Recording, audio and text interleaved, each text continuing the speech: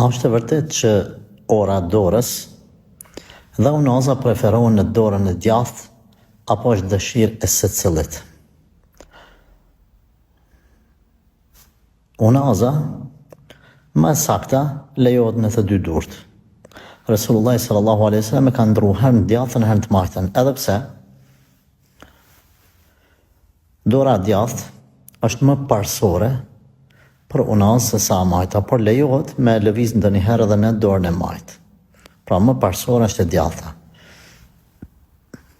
Te ora,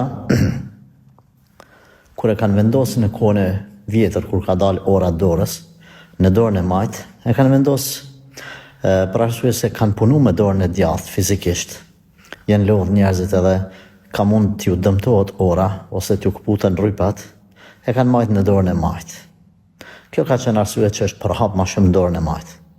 A është e lejuar në djathtën dhe a është më e preferuar në djathtën, themi parimisht mund të konsiderohet si diçka e tillë. Por nuk guxoj me mendu që është ndaluar në të majtën me u mbajt ora. Nëse matë në djathtën, kjo është për arsye se është vepër e mirë, mbajtja e orës tregon, domethënë përmes saj ti e kontrollon, e kqyr kohën e namazeve, udhëtimet e tua, edhe e shfrytëzon kohën, ja din vlerën asaj.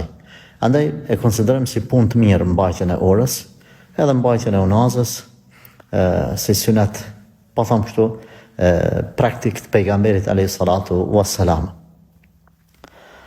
Me çka argumentohemi që do t'i kishmi preferu në dorën e djathtë, por jo me i obligu, me hadithin e Aishës radhiyallahu anha që pejgamberi alayhi salatu wassalam e preferante gjithmonë anën e djathtë në veshjen e kpucave, në krehjen e flokëve, edhe në të gjitha çështjet e tij. Prandaj edhe unaza, edhe ora janë çështje të besimtarit edhe preferohet në anën e djathtë.